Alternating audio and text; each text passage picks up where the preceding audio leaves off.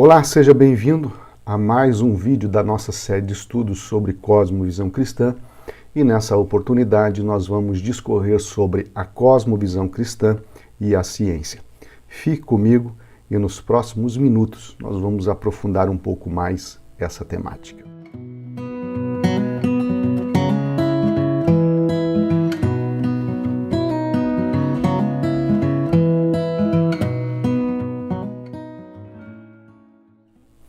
Em Colossenses capítulo 2 e versículo 3, Paulo escreve se referindo a Jesus Cristo, dizendo: em quem estão escondidos todos os tesouros da sabedoria e da ciência. Lá em Daniel, no capítulo de número 1 e versículo de número 17, a Bíblia nos diz: a esses 4 jovens Deus deu sabedoria e inteligência para conhecerem todos os aspectos da cultura e da ciência. E Daniel, além disso, sabia interpretar todo tipo de visão e sonhos. O conhecimento científico não é algo que fica restrito a um grupo privilegiado de pessoas, a um grupo iluminado.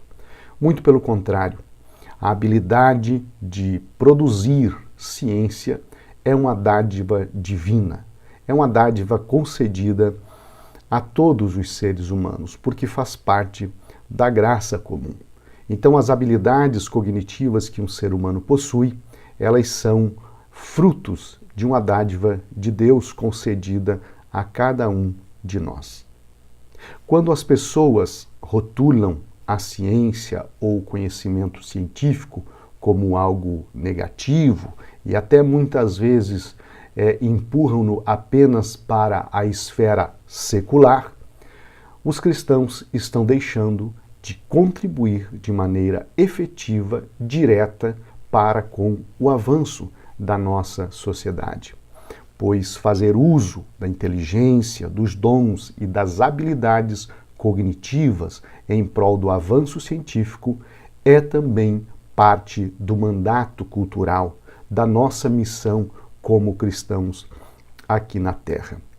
Quando nós lemos a Bíblia Sagrada, nós vamos perceber que existem personagens bíblicos que tiveram grande influência no tempo em que eles viveram, pelo fato de serem pessoas amantes do conhecimento científico, amantes da ciência. Vamos pegar o exemplo de Moisés, o exemplo de Daniel e do próprio Salomão. Todos esses homens eram homens que possuíam grandes conhecimentos científicos e nem por isso as suas vidas deixaram de ser instrumentos valiosos para a promoção do bem dos seus respectivos povos, das suas respectivas sociedades e no respectivo tempo em que viveram. Se nós entendermos que a ciência é uma ferramenta que está à disposição do cristão para tornar Deus conhecido e glorificar o nome do Senhor, nós vamos entender também que fazer ciência é parte do chamado do cristão. O primeiro ponto que nós devemos refletir quando tratamos da cosmovisão cristã e da ciência é o fato de que a ciência ela não é neutra em si. Primeiro, nós precisamos entender o que vem a ser ciência. Embora o conceito de ciência seja bastante amplo, etimologicamente, a palavra ciência significa saber. O conceito de ciência implica na aplicação de métodos que visam a objetividade dos conhecimentos produzidos. Então, fazer ciência implica na aplicação de métodos cientificamente testados e validados pela experiência, visando formular, mediante linguagens rigorosas e apropriadas, leis por meio das quais são regidos os fenômenos.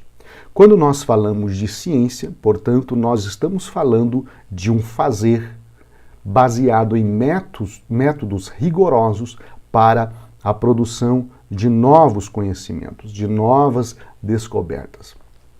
Vale chamar a atenção aqui para o fato de que a ciência ela é dividida em vários campos, em várias áreas. Podemos dividir, por exemplo, a ciência em ciências exatas, biológicas, ciências da saúde, ciências sociais aplicadas, ciências agrárias, ciências humanas e assim por diante.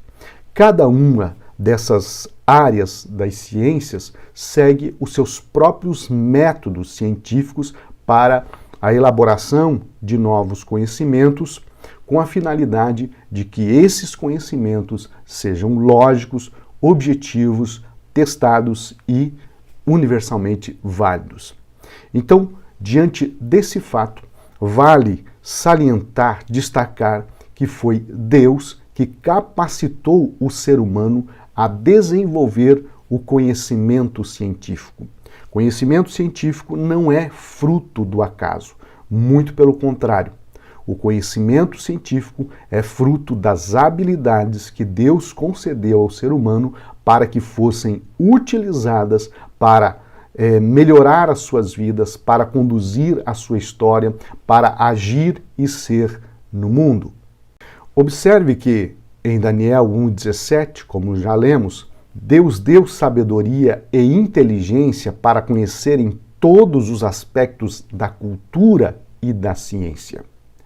Isso deixa evidente que a ciência não é um ramo, não é uma área da vida que deve estar sob domínio, sob o controle apenas de pessoas que negam o sobrenatural, que negam a existência de Deus. Muito pelo contrário, qualquer pessoa, qualquer cristão que crê na Bíblia, que crê na palavra de Deus, que crê na existência de um Deus criador e sustentador de todas as coisas, pode e não apenas pode, mas deve também fazer ciência. Isso porque a ciência produzida por um cristão pode muito colaborar com a nossa sociedade. O cristão, ele deve envolver-se intelectualmente com as discussões científicas do nosso tempo e prestar as suas contribuições para o avanço científico.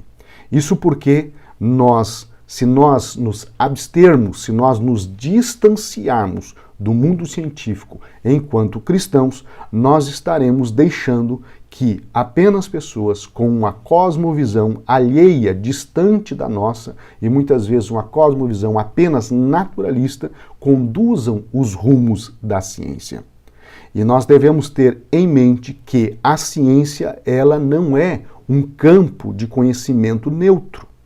Ela pode ser em si neutra, mas as pessoas que fazem ciência, elas não conseguem se despir das suas convicções pessoais, políticas, religiosas, das suas cosmovisões no momento em que fazem ciência.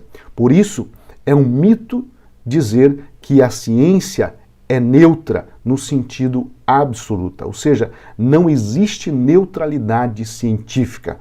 Ao fazer ciência, o ser humano coloca parte das suas convicções, parte da sua cosmovisão nesse fazer científico.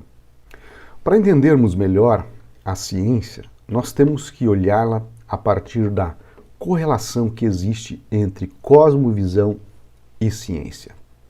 E quando nós falamos de cosmovisão e ciência, nós estamos falando tanto da cosmovisão naturalista, humanista e a sua relação com a ciência, bem como da correlação da cosmovisão cristã com a ciência. O Goen e o Bartolomeu, eles chamam-nos atenção para um ponto muito importante quando se trata da cosmovisão cristã e a ciência. Eles dizem o seguinte: a ciência poderia ter equipado a humanidade para cuidar da criação, de desenvolvê-la em seu devido papel de mordomo.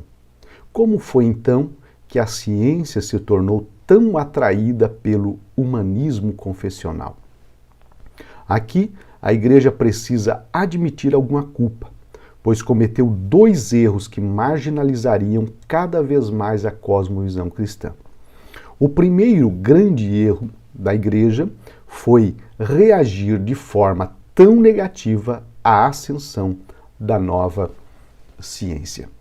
Infelizmente, esse segundo erro cometido pela Igreja Católica, diante dos avanços científicos, fez com que criasse um antagonismo, um distanciamento entre cosmovisão cristã e ciência, ou seja, entre fé e razão.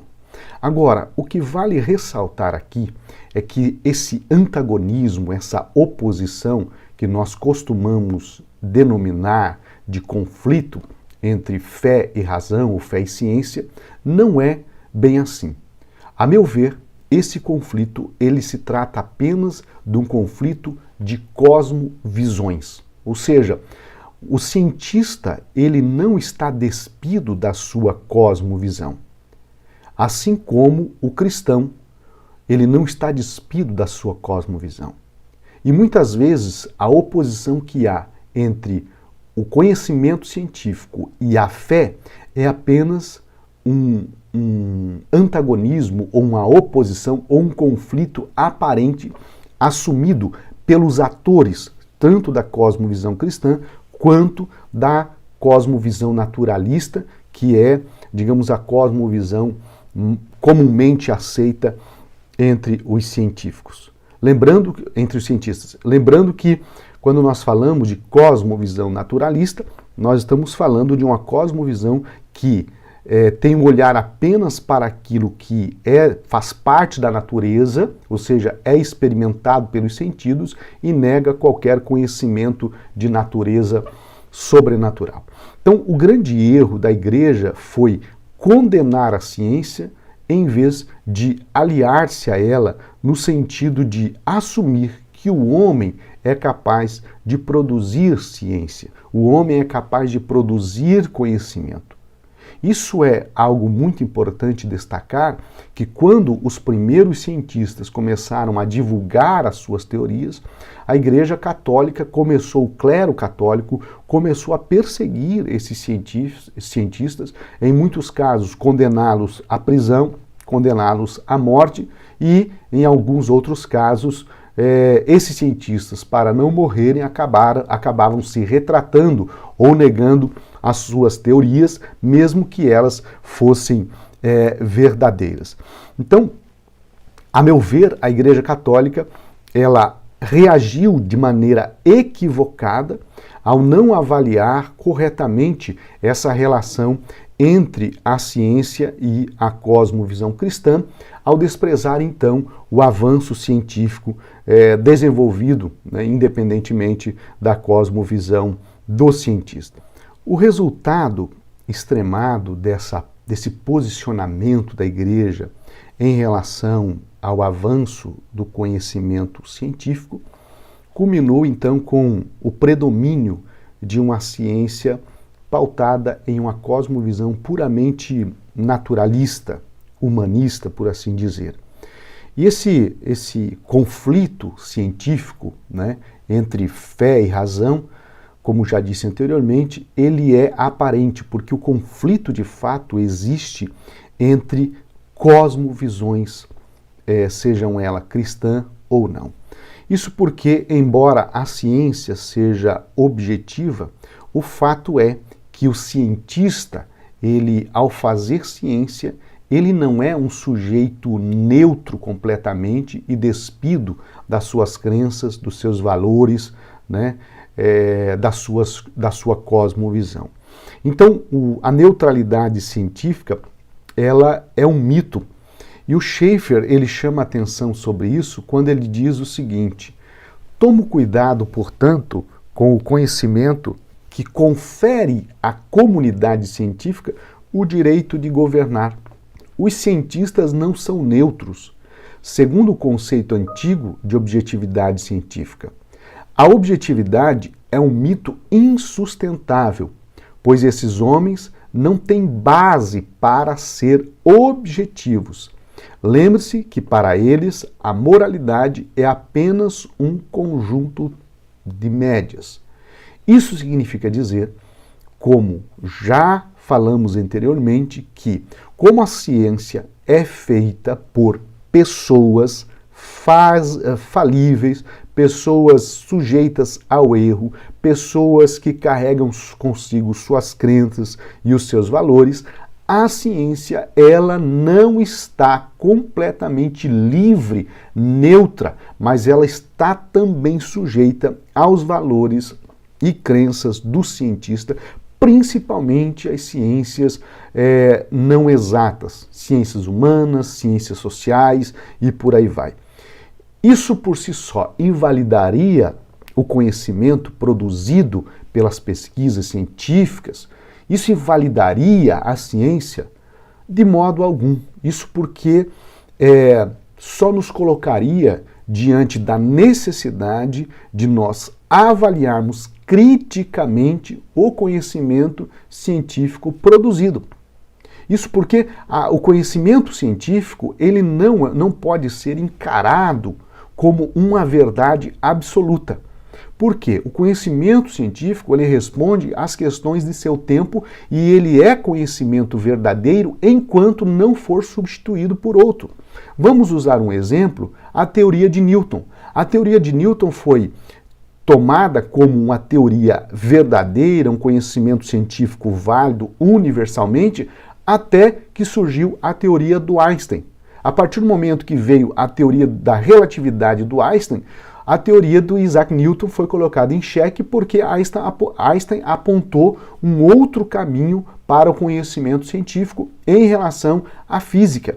Então observe que a ciência ela responde aos questionamentos, ela responde às dúvidas do ser humano, ela elabora conhecimentos, mas à medida que o tempo vai passando, a própria ciência, o próprio conhecimento científico pode ser substituído por outro conhecimento. Então, a ciência, ela deve ser submetida à análise crítica, minuciosa, a um estudo mais aprofundado e havendo uma nova teoria que responda melhor a determinada dúvida, a determinado questionamento, a teoria anterior é substituída com a maior naturalidade.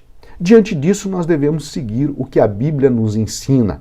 Paulo diz em 1 Tessalonicenses 5:21, julgai todas as coisas, retende o que é bom. Quando nós tratamos da cosmovisão cristã e da ciência, algo que me chama muito a atenção nos escritos da Nancy Pearce é sobre os ídolos intelectuais dominantes. A ciência, ela não deve ser concebida, não deve ser vista como inimiga da fé cristã, mas é necessário nós identificarmos quais são os elementos da ciência que são considerados pela comunidade científica, mas que podem estar contaminados, por assim dizer, e carregados com ideologias, com valores, com crenças, que se nós submetermos esses valores, essas crenças, esses paradigmas ao rigor lógico, nós vamos percebê-los como reprováveis diante, então, do conhecimento científico verdadeiro. Isso porque, infelizmente, existe um comportamento, né, por parte de alguns cientistas, né, que é um olhar, um endeusamento da ciência. O cientificismo nada mais é do que colocar a ciência no topo do mundo, como se a ciência tivesse a resposta verdadeira e única para todas as coisas. Então, diante desse quadro, nós precisamos cuidar para nós não deixarmos que o conhecimento científico seja desenvolvido, seja constituído, seja construído apenas por pessoas que negam a fé cristã ou a fé religiosa, ou mais precisamente uma cosmovisão cristã, ou negam os valores cristãos, porque, de acordo com grande parte da comunidade científica, os valores cristãos, a fé cristã, ela deve ficar apenas no domínio dos valores e não no domínio dos fatos. Infelizmente, essa visão, né, dicotomizada da ciência tem resultado em prejuízos não apenas para a elaboração de conhecimentos científicos mais consistentes, mas um ponto importante que é na formação de cientistas que não estejam necessariamente submetidos aos dogmas da ciência naturalista. O que seriam esses dogmas da ciência naturalista? Bem, quando nós falamos em ciência naturalista e naturalismo, nós estamos falando de uma teoria, de uma visão, de uma cosmovisão que nega qualquer elemento sobrenatural como parte da existência humana. Ou seja, um cientista naturalista, a visão dele se reduz apenas àquilo que é natural, aquilo que é físico, aquilo que é material. Por esse motivo, a Nancy Pearcey, ela fala de uma maneira muito acertada sobre isso, quando ela diz que um falso Deus leva à formação de uma falsa cosmovisão. É por isso que os cristãos não podem entregar de modo complacente aos não crentes áreas de estudos denominadas seculares, contanto que nos concedam alguma área sagrada restrita, onde somos livres para cantar hinos e ler a Bíblia. Temos de identificar e analisar os ídolos intelectuais dominantes e depois identificar alternativas baseadas nas Escrituras.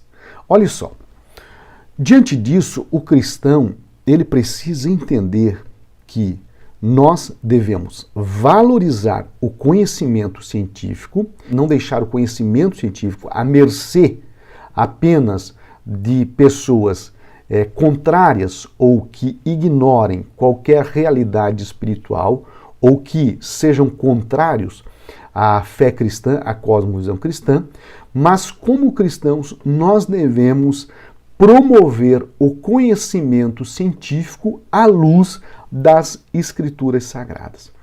Com isso, não estou querendo afirmar que a Bíblia seja um livro de conhecimento científico, até porque a Bíblia é a revelação de Deus, né, ao homem, e ela trata de questões de natureza espiritual, muito embora, né, tenha ali nas Escrituras Sagradas pressupostos científicos, tem ali conhecimento histórico, religioso, cultural, enfim, mas o ponto principal das Escrituras Sagradas é a revelação do plano de Deus para a humanidade, para a salvação da humanidade.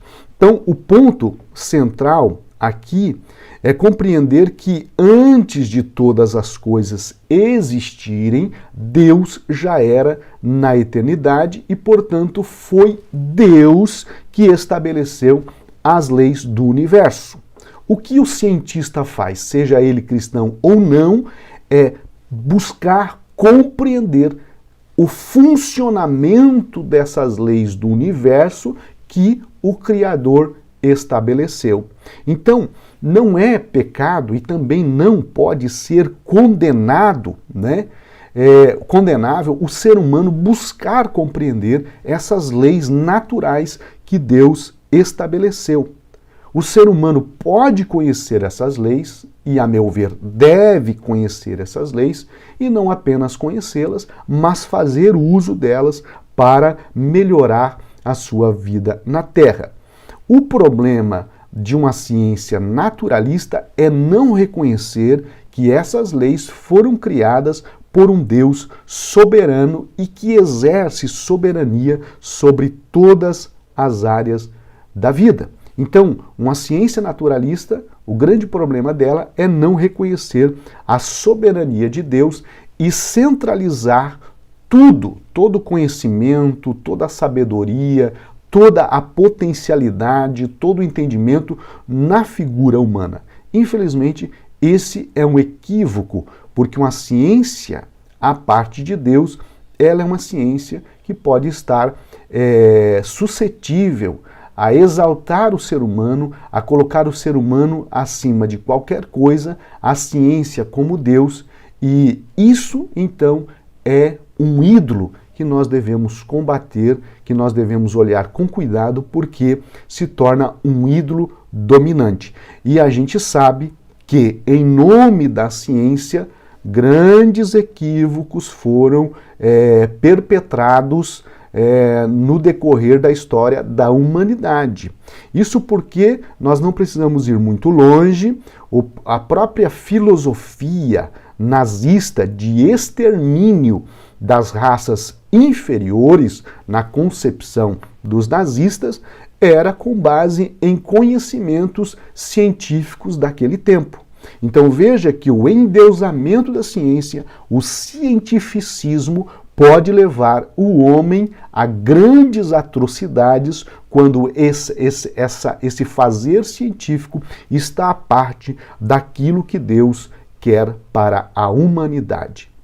Bem, até aqui nós falamos sobre a cosmovisão cristã e a ciência, a própria correlação que há entre a cosmovisão cristã e a ciência, mas algo importante que vale destacar ainda é como que acontece, como que pode se dar a relação do cristão e a ciência. A primeira coisa que nós devemos perceber e tomar cuidado é o fato de que nós não podemos cair na dicotomia entre sagrado e secular, entre fé e ciência, ou fé e razão. Ou seja, essa dicotomia sagrado e secular no campo científico deve ser superado. Isso porque fazer ciência é uma vocação, assim como alguém é vocacionado para pregar o evangelho, para adorar, para evangelizar, para tantas atividades que nós denominamos de religiosas ou sagradas, a ciência também é uma vocação. Muito embora muitos cristãos não vejam dessa maneira, mas isso eu considero um posicionamento completamente equivocado, porque a ciência é uma vocação para o ser humano, independentemente dele ser cristão ou não. Essa dicotomia entre sagrado e secular no campo científico trouxe grandes prejuízos para a nossa sociedade, para a Igreja de Cristo, porque ela afastou os cristãos da ciência, né? E o que ocorreu é que o campo científico acabou sendo dominado, preenchido por pessoas que negam qualquer tipo de fé ou qualquer cosmovisão, muitas vezes religiosa, e a cosmovisão cristã. Sobre esse problema, eu chamo a atenção para um alerta que o Heber Campos Júnior faz quando ele diz o seguinte: a triste constatação é que cristãos passaram a fazer ciência como qualquer ímpio faz, sem conscientizar-se de qualquer implicação que sua cosmovisão tenha para a sua prática científica. Isto é, ele consegue ser profissional no laboratório ou na sala de aula, e cristão em casa e na igreja, sem que haja relação entre ambos os espaços. Não estamos falando de uma incoerência de conduta moral, embora tenham efeitos morais, mas de uma conduta de compromissos. Observe aqui que o cientista cristão, ele primeiramente tem compromisso com Deus, com as Sagradas Escrituras. E isso ele deve levar não apenas para a sua vida pessoal, mas também para a sua vida profissional. Enquanto cientista, ele não pode separar a cosmovisão cristã do fazer científico. Um exemplo disso, vamos tratar, por exemplo, das ciências sociais e humanas, quando um cristão ele se torna um cientista no campo da sociologia, das ciências sociais, ou ele se torna um filósofo. Ele não pode fazer, por exemplo, filosofia à parte da sua cosmovisão cristã. Ou seja, o seu fazer filosófico, o seu fazer sociológico, a sua pesquisa antropológica deve levar em conta as crenças fundamentais da cosmovisão cristã. Ele precisa estar comprometido com a sua cosmovisão ao fazer as suas pesquisas. Eu, como pesquisador, estudioso no campo da filosofia, não faço filosofia à parte ou sem compromisso com as escrituras sagradas. Todo conhecimento filosófico eu analiso, eu faço minhas reflexões tendo compromisso a partir das escrituras sagradas e eu leio filosofia, estudo filosofia a partir das crenças fundamentais da cosmovisão cristã. Isso porque, por exemplo, tanto Moisés como Daniel e Salomão, eles foram homens, né, que durante as suas vidas, eles desenvolveram as suas capacidades intelectuais com ajuda, com a orientação divina, mas você vai observar que, por exemplo, Moisés, ele foi instruído em toda a ciência e conhecimento do Egito, mas ele serviu ao Senhor Deus, ou seja, todo esse conhecimento que ele tinha, ele colocou à disposição de Deus para liderar o povo de Israel, para que esse povo se tornasse uma grande nação. O exemplo de Daniel também é muito claro ao ponto de ele usar o seu conhecimento científico como conselheiro do rei da Babilônia, mas você vai perceber que em nenhum momento Daniel separou a sua cosmovisão religiosa dos seus fazeres do dia a dia. Então, a atuação desses servos de Deus, ela não estava dividida entre o secular e o sagrado, né? Entre o sagrado e o profano. Isso porque tudo o que eles fizeram, né, glorificou a Deus, independentemente do local e do tempo em que eles estavam inseridos. Então, o que eu quero ressaltar é que o cristão, ao fazer ciência, ele precisa fazê-la com compromisso com as escrituras sagradas, não negando as suas crenças fundamentais da cosmovisão cristã. Eu gostaria de enfatizar algo muito importante ainda, que é que o cristão ele deve compreender a ciência como vocação. E se existe uma coisa que às vezes os cristãos eles compreendem de maneira muito equivocada, é o sentido de ser vocacionado por Deus. A palavra vocacionar do latim significa chamar. E há pessoas que são chamadas, pessoas cristãs que são chamadas para trabalhar no campo científico, desenvolver pesquisas na área da saúde, ciências humanas e sociais, ciências naturais e assim por diante. O que nós devemos compreender aqui é qual é o chamado de Deus para a nossa vida. E isso significa dizer que, independentemente da área em que nós estivermos, se nós fomos chamados por Deus, é para Ele que nós vamos trabalhar. O Salmo 24:1 diz: do Senhor é a terra e tudo que nela existe, o mundo e os que nele vivem, pois foi Ele quem a estabeleceu sobre os mares e afirmou sobre as águas. Isso significa dizer que tudo aquilo que nós fizermos nesta terra, seja numa igreja, seja numa escola, seja no trabalho, tudo que nós fizermos aqui neste mundo deve ser para a glória de Deus e nós entendermos aquilo ali como uma vocação. A ciência é uma vocação, deve ser compreendida como uma vocação. E aí podemos nos perguntar, quem é que vocacionou Daniel para ser um dos governadores e conselheiros do rei da Babilônia? Meu querido, a vocação de Daniel para desenvolver essas atividades, que muitos a denominam como atividades seculares, quando na verdade para o cristão não existe secular e sagrado, porque tudo que ele faz está no campo, no domínio, na soberania, sujeito à soberania divina. Portanto, tudo aquilo que o ser humano faz é para Deus e por Deus. Nós devemos entender que essas funções que Daniel exerceu na Babilônia como governador e conselheiro foi uma vocação de Deus para aquele tempo. E quando se trata das ciências, seja qualquer área da ciência, nós devemos entender que as pessoas, os cristãos que estão nessa área, foram vocacionados por Deus, tanto quanto um pregador do evangelho, tanto quanto um cantor de música cristã, tanto quanto um professor de escola bíblica.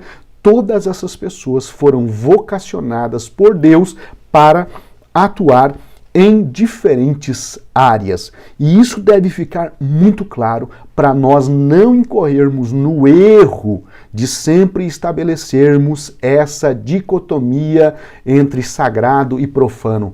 Ou muitas vezes dizer que aquele que é vocacionado para o ministério tem um chamado mais especial do que aquele cristão que foi vocacionado para estar numa sala de aula do ensino público ensinando os alunos. Ambos foram vocacionados por Deus de maneira especial para áreas diferentes. E isso é importante porque quando nós entendemos isso, nós levamos a sério tudo aquilo que nós fizemos como algo para o Senhor. Então, o campo científico é um campo que deve ser povoado, ocupado também pelos cristãos. Então a ciência, embora ainda seja um campo pouco explorado pelos cristãos, né, pois ao longo da história, infelizmente, algumas igrejas, né, acabaram colocando a ciência como algo secular e em alguns casos até algo diabólico. Infelizmente, esse campo ele acabou sendo dominado por pessoas contrárias a uma cosmovisão cristã.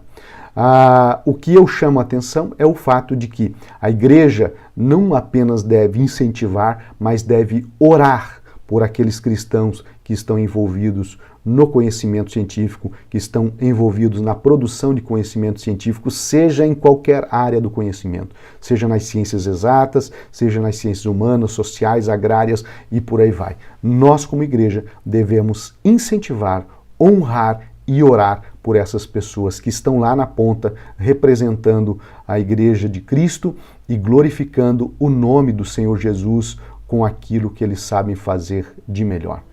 Um forte abraço e que Deus te abençoe.